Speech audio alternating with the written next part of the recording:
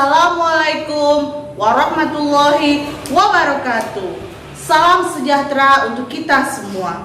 Halo anak-anak ibu, gimana kabarnya hari ini?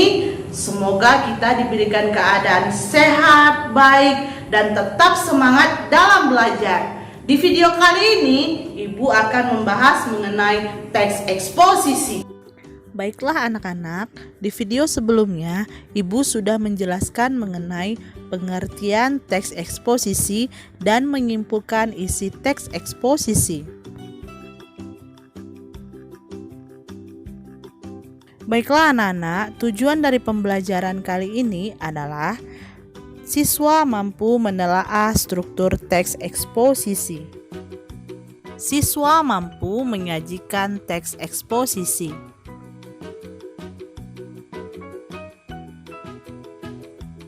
Nah anak-anak, masih ingatkah kalian dengan pengertian dari teks eksposisi? Teks eksposisi adalah teks yang berisi karangan atau paragraf yang di dalamnya terkandung sejumlah pengetahuan dan informasi yang disajikan secara singkat, padat, akurat, dan mudah untuk dipahami. Baiklah anak-anak, sekarang kita akan membahas mengenai menelaah struktur dan kaidah teks eksposisi. Nah, di sini teks eksposisi bersifat real, nyata, dan ilmiah, atau dapat dikatakan sebagai teks non-fiksi. Nah, di sini teks eksposisi dapat ditelaah berdasarkan struktur dan kaidah kebahasaannya. Yang akan kita bahas yang pertama adalah struktur teks eksposisi. Nah, seperti teks yang lainnya, teks eksposisi juga memiliki struktur yang membangunnya, di antaranya sebagai berikut. A. Tesis. Tesis berupa pengenalan isu, masalah, ataupun pandangan penulis secara umum tentang topik yang akan dibahas. B. Rangkaian argumen. Rangkaian argumen berupa sejumlah pendapat atau argumen penulis sebagai penjelasan atas tesis yang dikemukakan sebelumnya. Nah, pada bagian ini dikemukakan pula sejumlah fakta yang memperkuat argumen-argumen penulis.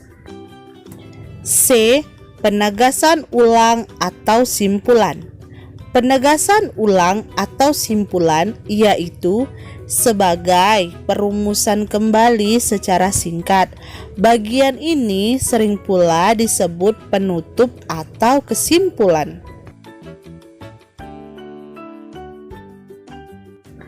Baiklah anak-anak, selanjutnya yang akan kita bahas yang kedua yaitu kaidah teks eksposisi.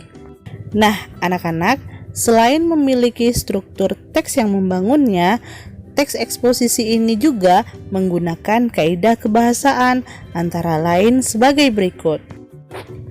A. Kata-kata teknis atau peristilahan. Di sini, teks eksposisi menggunakan kata-kata teknis atau peristilahan mengenai topik yang akan dibahas nanti. B. Kata-kata yang menunjukkan hubungan kausalitas atau argumentasi. Di sini, kaidah teks eksposisi menggunakan kata-kata yang menunjuk hubungan kausalitas atau argumentasi seperti oleh, karena itu, akibatnya, dengan demikian, karena, jika, sebab. Nah, selain itu, dapat pula menggunakan kata-kata yang menyatakan perbandingan atau pertentangan. Contohnya, seperti sebelum itu, kemudian, pada akhirnya, sebaliknya, namun, dan sebagainya. Ataupun kata-kata yang menyatakan hubungan kronologis atau keterangan waktu. C. Kata kerja mental. atau mental verba. Di sini pengertian mental verba adalah verba kata yang menunjukkan aksi yang menerapkan persepsi seperti persepsi afiksi atau suka khawatir dan kognisi berpikir, misalnya menyimpulkan, berasumsi, berpendapat, menduga, mengagumkan, memperkirakan, memperhatikan, dan diharapkan. D. Kata-kata perunjukan. Nah, dalam teks eksposisi dan dalam kaidah kebahasaannya sering juga menggunakan kata perunjukan, misalnya merujuk pada pendapat dan berdasarkan data. E.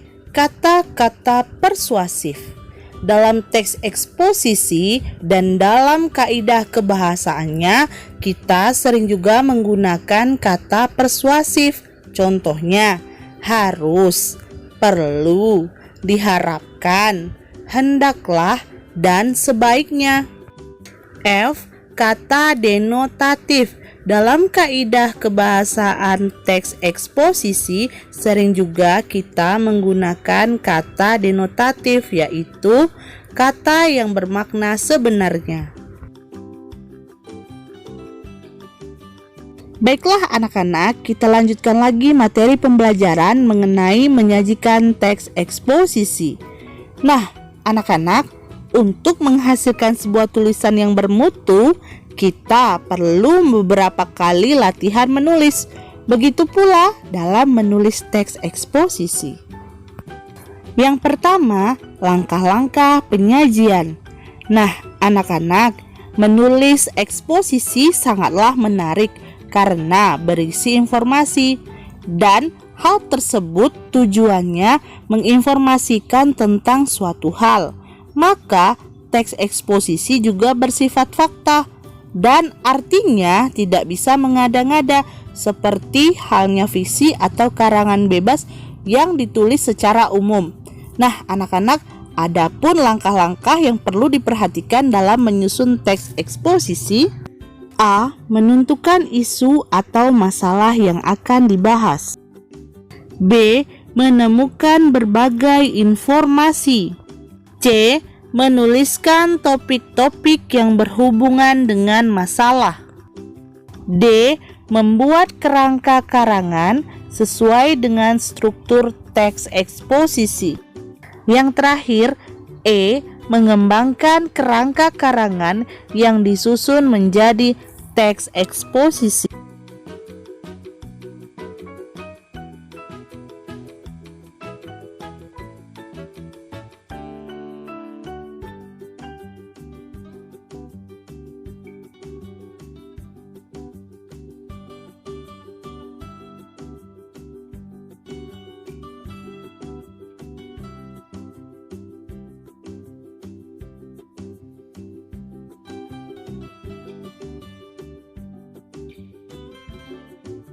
Baiklah anak-anak, kita lanjutkan lagi materinya tentang kegiatan penyuntingan. Baiklah anak-anak, dalam proses menyunting dapat diartikan sebagai proses memperbaiki tulisan. Adapun tujuan penyuntingan adalah untuk memperoleh tulisan yang lebih baik. Nah, anak-anak, ada beberapa cara penyuntingan isi teks eksposisi adalah sebagai berikut. A. Bacalah teks eksposisi dengan seksama. B. Perbaikilah ejaan dan tanda baca yang salah dalam teks. C. Perbaikilah keterpaduan paragraf dalam teks. D. Klasifikasikanlah pada tesis, argumen atau penjelasan dan penegasan ulang. Nah anak-anak, selalu ikuti protokol kesehatan ya. Jangan lupa pakai masker, selalu cuci tangan, dan jaga jarak saat keluar rumah. Sekian video pembelajaran kali ini, semoga bermanfaat dan bisa dipahami. Terima kasih. Wassalamualaikum warahmatullahi wabarakatuh. Sampai jumpa anak-anak.